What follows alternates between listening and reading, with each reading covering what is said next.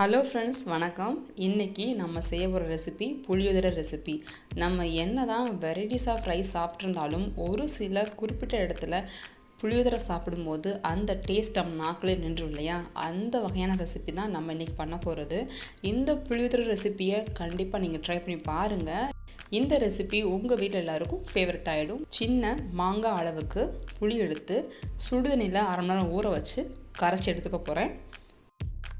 அதுக்கப்புறமா கடாயில் 4லேருந்து 5 table spoon அளவுக்கு நல்லெண்ணெய் எடுத்துக்கோங்க. புளியோதரைக்கு நல்லெண்ணெய் ரொம்பவே சூட்டபுளாக இருக்கும்.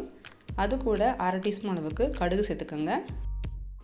அப்புறமா அரை டீஸ்பூன் அளவுக்கு வெந்தயம் சேர்த்துக்கலாம். 10லேருந்து 15 பூண்டு பல் சேர்த்துக்கோங்க. பூண்டு முழுக்க ஆப்ஷனல். உங்களுக்கு பிடிக்கலனா பூண்டை ஸ்கிப் பண்ணிக்கலாம். அதுக்கப்புறமா 1/4 கப் அளவுக்கு கடலைப்பருப்பு சேர்த்துக்கோங்க. அது கூடவே ஒரு 1/4 கப் அளவுக்கு உளுந்து சேர்த்துக்கலாம். லோ ஃப்ளேம் வச்சு இது எல்லாத்தையுமே ஃப்ரை பண்ணுங்கள். 5லேருந்து 6 வரமிளகாயை கிள்ளி போட்டுக்கோங்க. இது கூட வாசனைக்காக 1/2 டீஸ்பூன் அளவுக்கு பெருங்காயத்தூள் ஆட் பண்ணிக்கோங்க.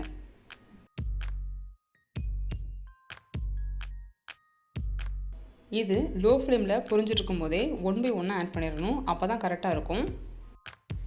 இது கூட 2 டேபிள் ஸ்பூன் அளவுக்கு மஞ்சள் தூள் ஆட் பண்ணிக்கோங்க. தனியாத்தூள் 1 டேபிள் ஸ்பூன் ஆட் பண்ணிக்கோங்க. 1 டீஸ்பூன் அளவுக்கு மிளகுத்தூள் ஆட் பண்ணிக்கோங்க. ஃபைனலாக இது கூட 1 டீஸ்பூன் அளவுக்கு சால்ட் ஆட் பண்ணிக்கலாம். லோ ஃப்ளேமில் வச்சு இது மாதிரி நீங்கள் பொரிச்சு எடுத்திங்கன்னா 1 by 1 ஃப்ரை ஆயிரும். இந்த அளவுக்கு கொஞ்சமாக கலர் மாறணும். பூண்டும் உள்ளே போட்டிருக்க அந்த பருப்பு வகைகளும் நல்லா ஃப்ரை ஆயிரும். இந்த சமயத்தில் நீங்கள் கரைச்சி வச்ச புளிக்கரைசலை ஊற்றிடலாம். ஸோ இதுக்கப்புறம் 5லேருந்து ஒரு 7 நிமிஷம் அளவுக்கு மீடியம் ஃப்ளேம் வச்சு கொதிக்க விட்டிங்கன்னா நல்லா வற்றி உள்ளே இருக்க ஆயில் எல்லாம் மேலே மிதக்கும். அதுதான் கண்டிஷன். அதுக்கப்புறமா ஒரு கை அளவுக்கு கருவேப்பிலையை போட்டு நல்லா கொதிக்க விட்டுருங்க. 5லேருந்து 7 நிமிஷம் நல்லா கொதி வரட்டும். பாருங்கள், மீடியம் ஃப்ளேமில் கொதிக்க விட்டாச்சு. இந்த அளவுக்கு எனக்கு எண்ணெய் நல்லா பிரிஞ்சு பேஸ்ட் ரெடி ஆகிடுச்சு. இந்த பேஸ்ட்டை நீங்கள் கண்ணாடி ஜாரில் போட்டு வச்சுட்டிங்கன்னா 1 மந்த் அளவு கூட கெட்டு போகாமல் இருக்கும். ஜாரில் போட்டு வச்சுட்டு மேலே கொஞ்சம் எண்ணெயை ஊற்றி வச்சுருங்க. அப்போ தான் சீக்கிரம் கெட்டு போகாது.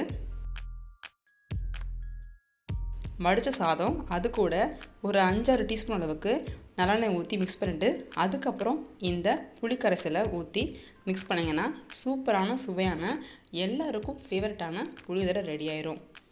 இந்த ரெசிபியை ட்ரை பண்ணி பாருங்கள். உங்களுக்கு பிடிச்சிருந்தால் இந்த வீடியோக்கு லைக் கொடுத்துட்டு மறக்காமல் நம்ம சேனலை சப்ஸ்கிரைப் பண்ணி பக்கத்தில் இருக்க பெல் ஐகான் கிளிக் பண்ணுங்கள்.